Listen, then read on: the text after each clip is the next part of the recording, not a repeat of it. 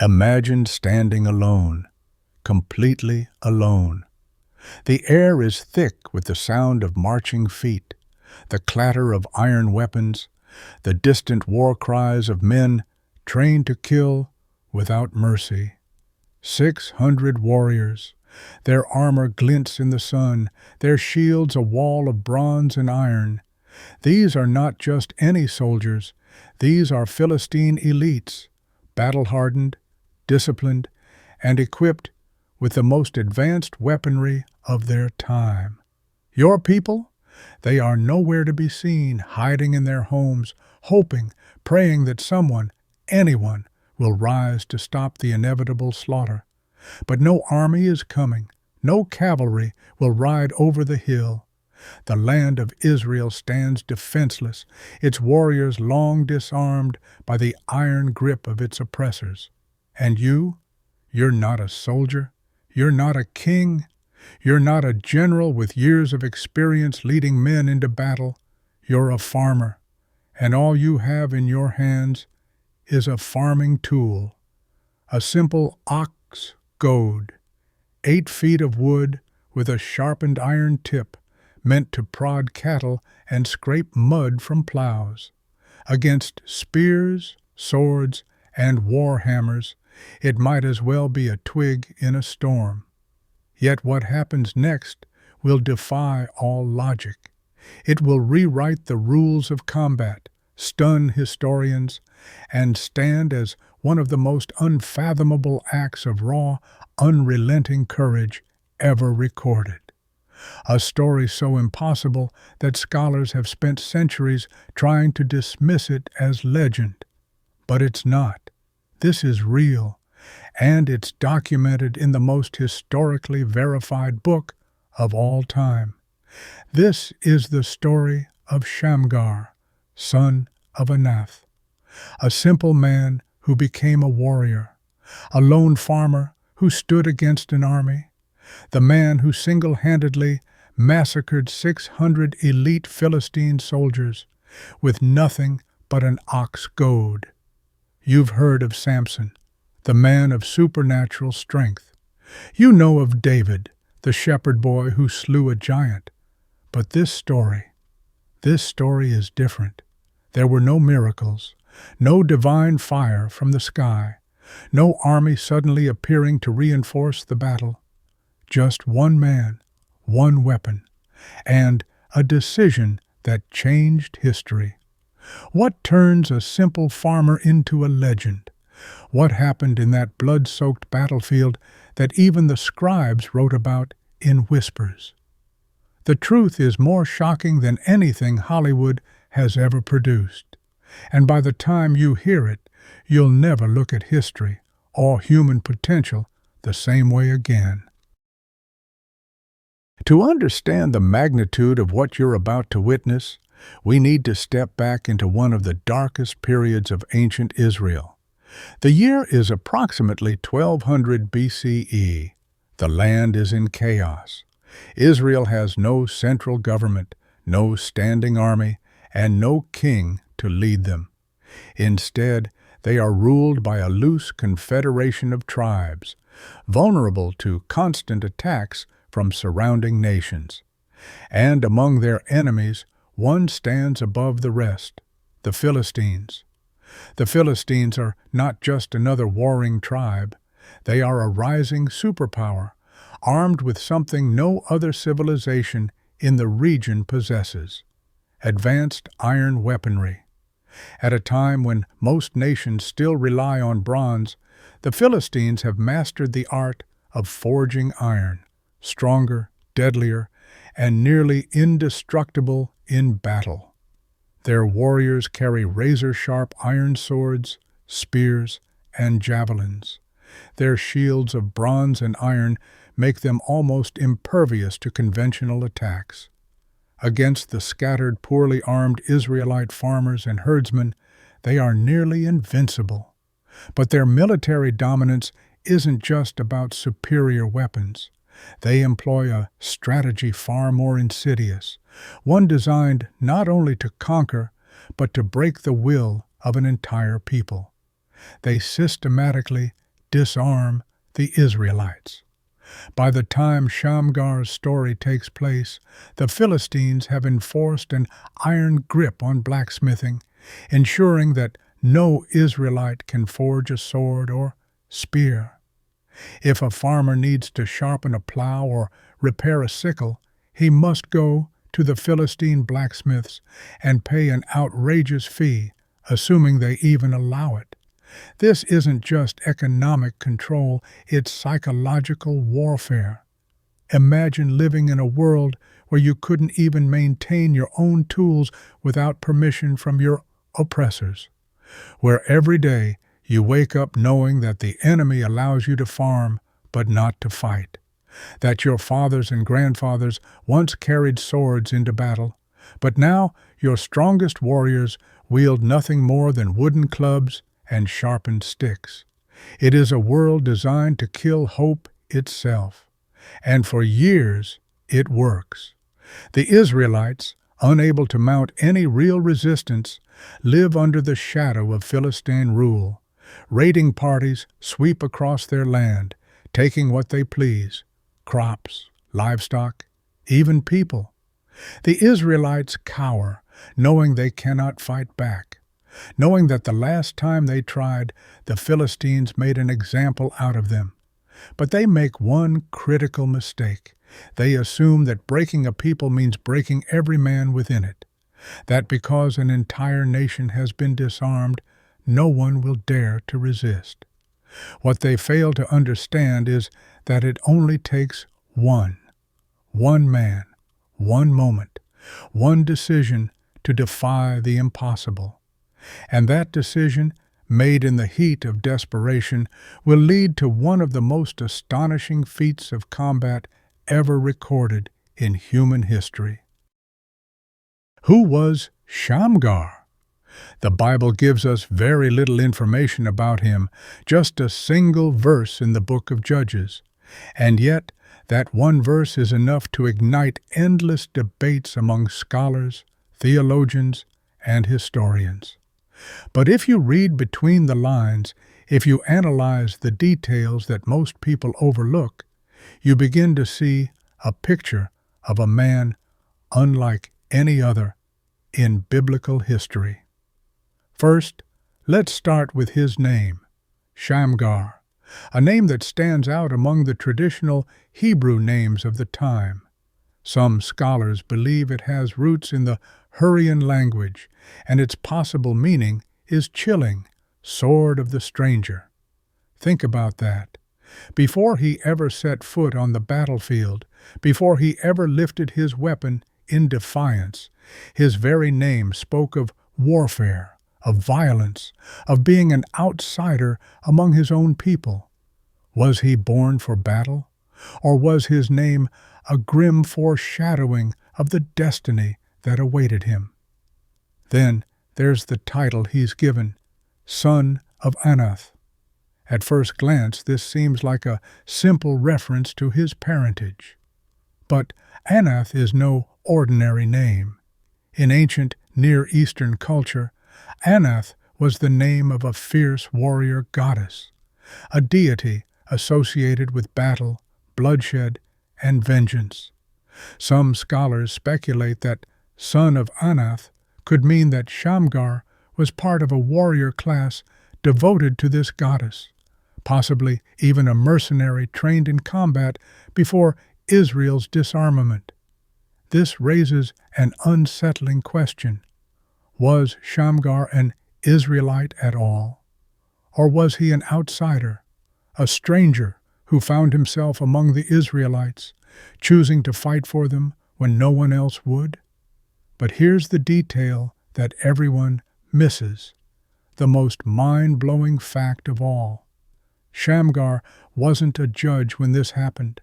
He wasn't a leader of Israel. He wasn't a king, a general, or even a soldier.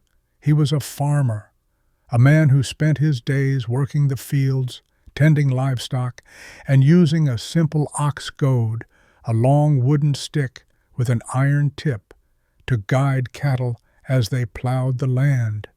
And yet, something happened. something so drastic, so unbearable, that this simple farmer abandoned his plow, tightened his grip on his ox goad, and stepped onto the battlefield. No army at his back, no divine voice commanding him to go, no weapon in his hands, just the very tool he used to break the soil. And what happened next would shake the foundations of military history. Let's break down what an ox goad actually is, because this detail is crucial to understanding the sheer impossibility of what happened next. A standard ox goad is nothing more than a long wooden shaft, roughly 8 feet in length. On one end, a small but sharp iron tip, designed not for combat, but to prod stubborn cattle. On the other end, a flat iron scraper, used for cleaning mud off plows. This wasn't a weapon. It wasn't crafted for war.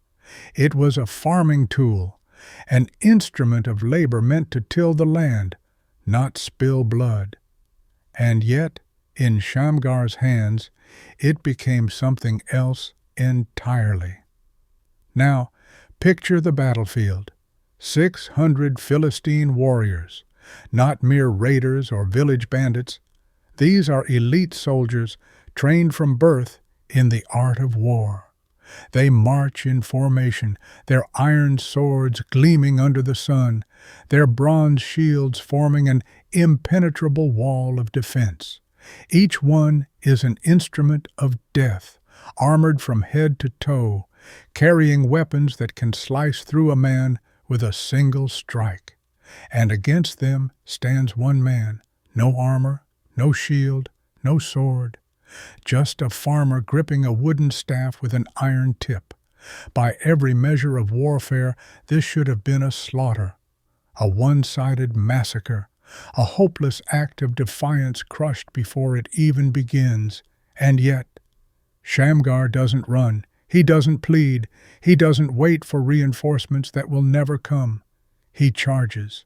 The biblical account is brutally succinct. After him was Shamgar, son of Anath, who struck down 600 Philistines with an ox goad. He, too, saved Israel. That's it. One verse. No elaborate details. No divine intervention recorded. Just a simple statement that barely scratches the surface of what this actually means in combat terms. First, taking down 600 men wasn't a single skirmish. This was sustained combat, not minutes, not an hour. We are talking about hours upon hours of relentless, unbroken fighting. Every warrior Shamgar faced was fresh, trained, and heavily armed. And yet, one by one, they fell. Second, an ox goad against iron swords. This meant Shamgar had to rely on speed, agility, and precision.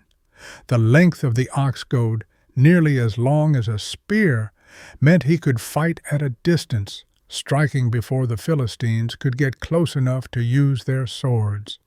This is the earliest recorded instance of something that resembles bow-staff combat, an ancient martial technique that allows a single fighter to strike, deflect, and maneuver against multiple opponents. Third, the psychological warfare. Imagine being a Philistine warrior standing in the midst of what should have been an easy victory, only to watch your comrades fall, one by one, to a lone farmer wielding a sharpened stick.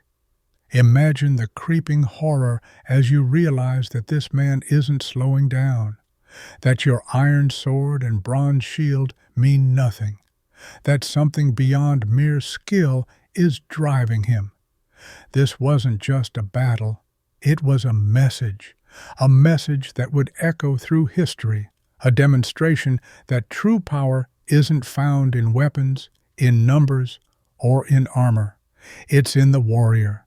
And when that warrior has nothing left to lose, when he fights not for survival, but for something greater, then even a simple farming tool can become the deadliest weapon on earth. The aftermath of Shamgar's one-man stand was nothing short of seismic. The Bible records it in just a few words. He, too, saved Israel. A simple statement, but what it implies is earth-shattering. Think about the sheer magnitude of what had just happened. 600 of the Philistines' best warriors, gone, not just wounded, not just scattered, eliminated. This wasn't just a military loss for the Philistines. This was a message to an empire that believed it was untouchable, a message to an army that relied on fear to keep its enemies subdued, a message that said, "You are not as powerful as you think." But perhaps more importantly, it was a message to the Israelites themselves. For years, they had lived under the crushing weight of oppression, convinced that resistance was impossible. They had been disarmed, beaten down, and conditioned to believe they were powerless. And then, in one act of defiance, Shamgar shattered that illusion. One man, one tool, one moment that redefined what was possible. Because if he could do it, what did that mean for the rest of them? If a simple farmer could stand against an entire army and walk away victorious, what else had they been wrong about? What other chains had they been wearing that weren't as unbreakable as they seemed? This was more than a battle. It was a turning point, a crack in the foundation of fear that had kept an entire nation subdued. But here's the most powerful part of Shamgar's story. He didn't wait. He didn't wait for better conditions, didn't wait for a prophet to anoint him, didn't wait for an army to rise behind him, didn't wait for the perfect weapon. He took what he had, a farming tool, and turned it into an instrument of liberation. And that is the lesson that echoes across history. Because in a world obsessed with waiting for the right moment, the right tools, the right conditions, Shamgar's story screams across the centuries. Start with what you have, where you are, right now. What's your Ox Goad? What simple, overlooked tool in your hands could become the catalyst for something greater than you ever imagined? Because Shamgar's story isn't just about ancient warfare, it's about you, right now, in your current battle. Maybe you feel outgunned. Maybe the odds seem impossible.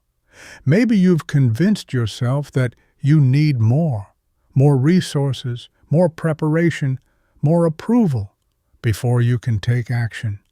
But history doesn't remember those who waited for perfect conditions. It remembers those who acted anyway, because the most dangerous weapon in any battle isn't the sword in your hand. It's the fire in your soul. Shamgar didn't need 600 swords. He didn't need a mighty army. He didn't wait for the right moment.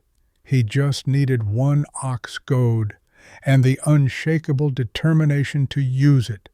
And if he could do that, then ask yourself, what could you accomplish with what's already in your hands?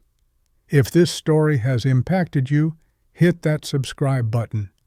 Join our growing community of history explorers and spiritual warriors. Together, we're uncovering the most powerful stories ever told. And remember, you're not just watching history, you're learning how to make it.